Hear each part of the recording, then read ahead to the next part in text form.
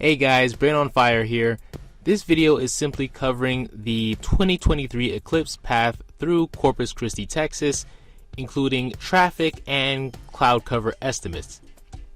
For those who are planning to travel to or near the city during the 2023 eclipse, alright, let's get started.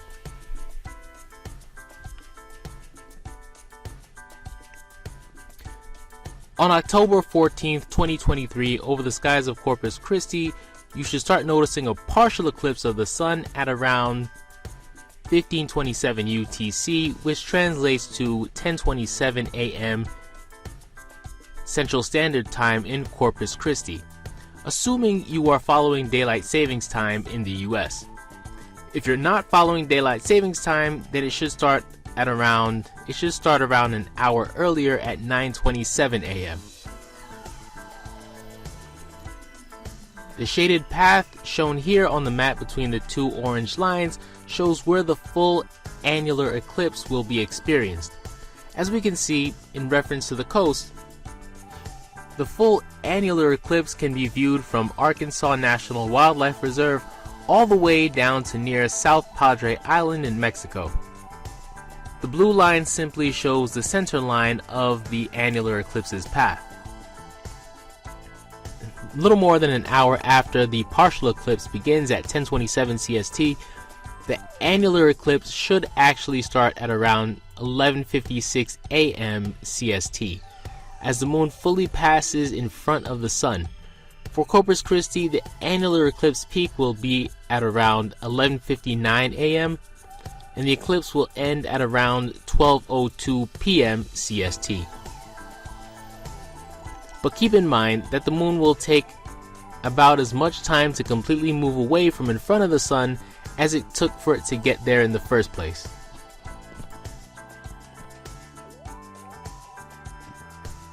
So the partial eclipse of the sun will not really end until a little after 1:30 p.m. CST. The moon will then partially cover the sun while it is traveling in the other direction, and the partial eclipse should be over by 1:39 p.m. CST.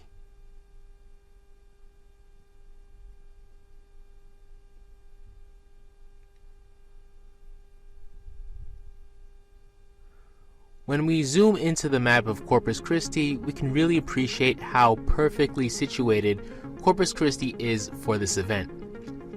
I mean, the center line for the eclipse's path practically cuts the city in half. Assuming you have a good pair of eclipse glasses, or viewers should be good. And speaking of eclipse glasses, I just want to tell you about eclipse viewers, glasses, and other merch that you can find at Eclipse Visors. You can even get filters if you want to take pictures of the eclipse with your cell phone camera. Visit us when you get the chance at either 2023eclipse.com or 2024eclipse.com.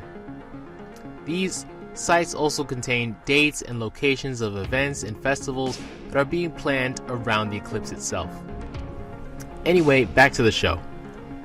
Let's briefly cover the traffic on the major highways in and around Corpus Christi. As you can see, I-37 is nearly parallel to the center line of the eclipse path for a good few miles, so we can expect it to be heavily trafficked by out-of-towners. We can also expect the same inflows from routes 35 and 77 and 281. If you plan to attend any events in or around the city, just keep this in mind.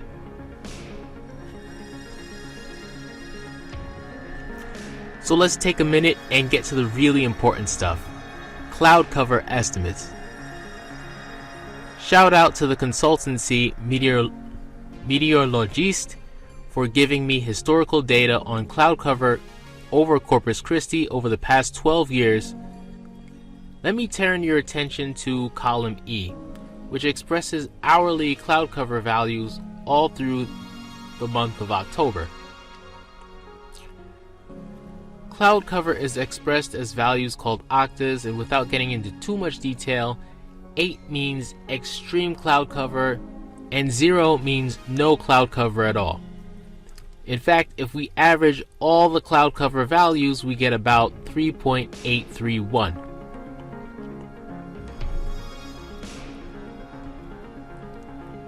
And this makes sense. If we look at this average cloudiness graph, the spectrum on the right here shows the intensity of cloudiness, and our 3.8 average should place us right around here on the graph.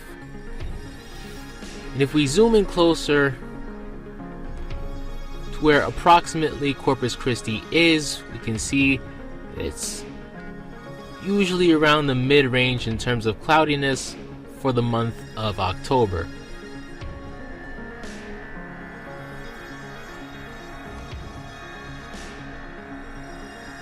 But of course, this is only an estimate. We won't really know the actual cloud cover for that day until about 10 to 15 days beforehand, before the event itself. And that's it in a nutshell. Everything you need to know to get prepared for the 2023 annular eclipse around this wonderful city. Until later, this has been Brain on Fire. Bye now.